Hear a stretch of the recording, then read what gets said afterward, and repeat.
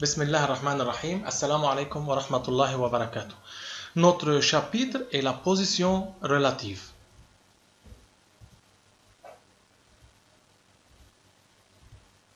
Position relative de deux courbes algébriquement. Soit f et g, deux fonctions. C, la courbe représentative de f, et g, la courbe représentative de la fonction g. Pour étudier la position relative de C et G, position c'est-à-dire C au-dessus ou au-dessous où se coupe, il faut appliquer les étapes suivantes. Première étape, il faut trouver la différence entre F et G. Donc, trouver l'expression f de x moins g de x. Pour trouver la position relative de C et G, il faut faire la différence entre f de x et g de x. Donc, la première étape est f de x moins g de x. La deuxième étape, c'est étudier le signe de fx moins g de x.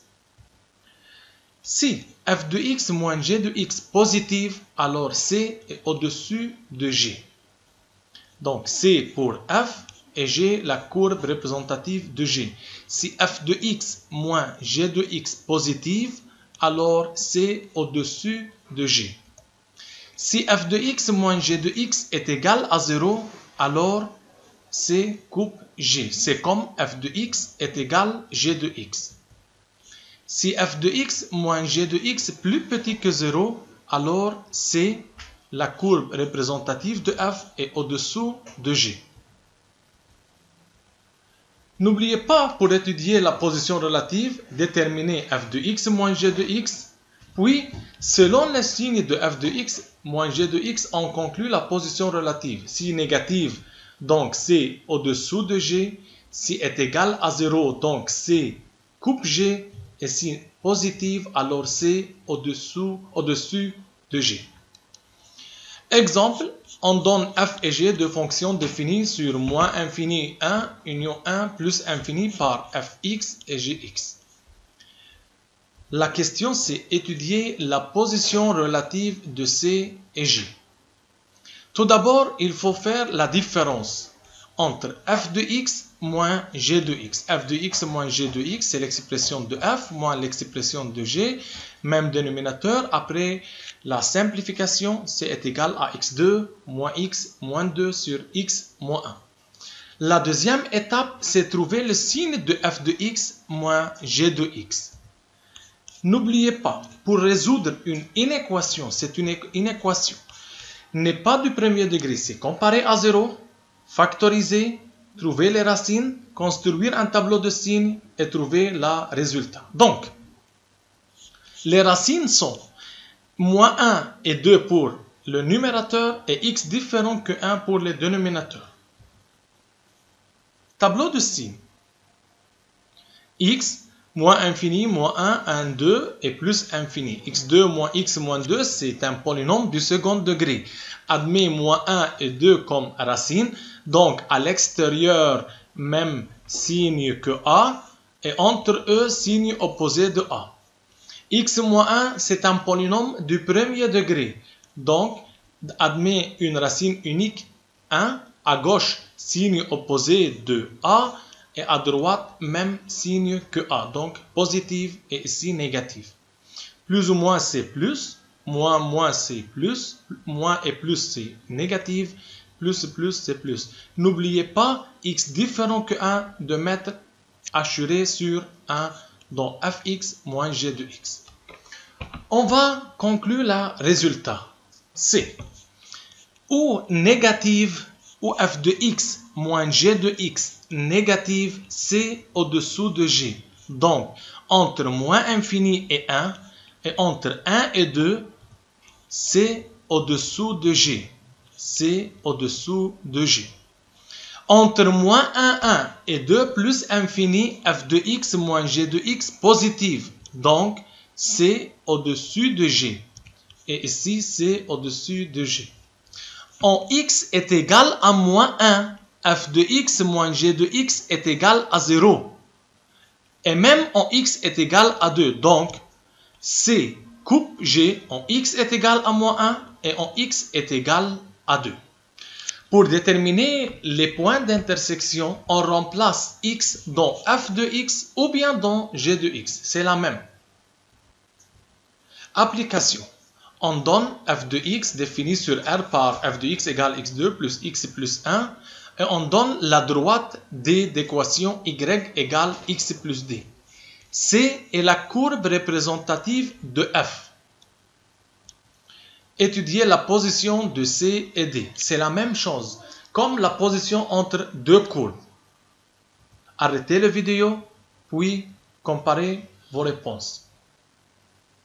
Première étape, on fait la différence entre f de x moins y de d. C'est x2 moins 1. Puis, on étudie le signe de x2 moins 1. C'est une équation du second degré, donc il faut déterminer les racines, c'est moins 1, 1.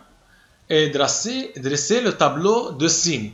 X, f de x moins y grade d, moins 1, 1 les racines, équation du second degré. À l'extérieur de racines, même signe que A c'est positif et entre eux négatif. Donc plus, moins, plus.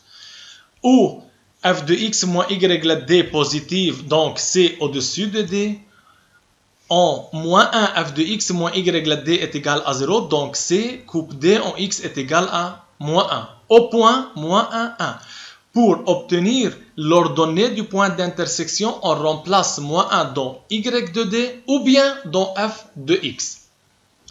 Pour x entre moins 1, 1, f de x moins y grade d c'est négatif et par suite c'est au-dessous de d.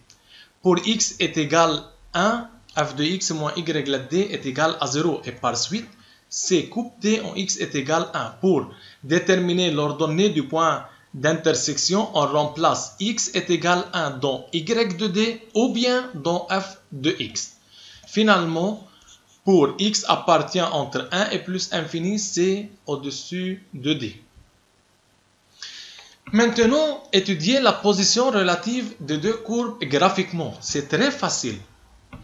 Tout d'abord, on donne deux courbes C et G, les courbes représentatives de fonctions f et g. C la courbe représentative de f et g la courbe représentative de la fonction g. C'est C et c'est G. A de coordonnées moins 1, 1 et E de coordonnées 1,2, 0. Étudier la position relative de C et G. La position, c'est-à-dire, on va conclure si C au-dessus de G, C au-dessous de G ou bien C coupe G. Graphiquement, c'est très facile. Sur le graphe, pour x appartient de moins infini jusqu'à moins 1, de moins infini jusqu'à moins 1, on remarque que G est au-dessus de C. Ou bien, on dit que pour x appartient de moins infini à moins 1, C est au-dessous de G. Donc, pour x appartenant de moins infini à moins 1, et encore pour x appartenant de 1,2 à plus infini, c'est au-dessous de G. Pour x appartenant de 1,2 à plus infini, encore c'est au-dessous de G.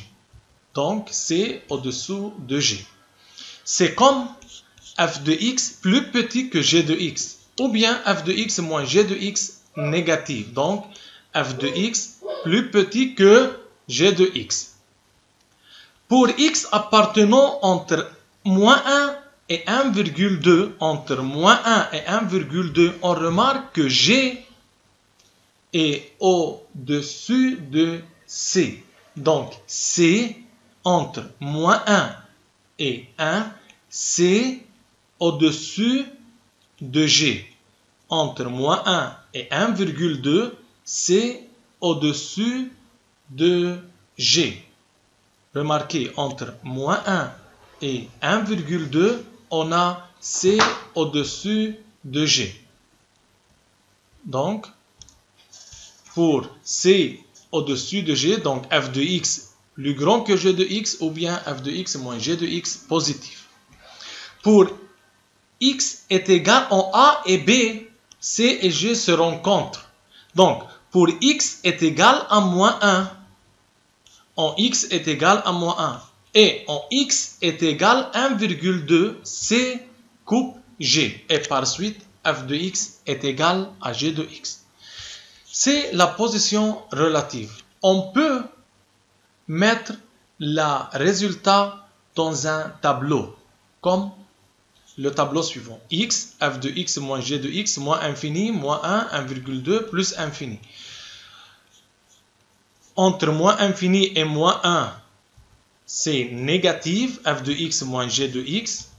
Entre moins 1, 1,2 positif, et entre 1,2 plus infini, c'est négatif. Et par suite, c'est le résultat. On peut tracer le tableau de la position relative ou bien on peut écrire verbalement la position relative. Application, on donne la fonction f et la droite d'équation y est égale à x. C'est la droite d d'équation y est égale à x et c'est la courbe représentative d'une fonction f. Étudiez la position relative de C et D. Arrêtez la vidéo puis comparez vos réponses. On remarque que sur moins infini moins 1, c'est au-dessous de D. Et encore de 0 à plus infini, c'est au-dessous de D. Donc f de x est plus petit que x ou bien f de x moins x plus petit que 0.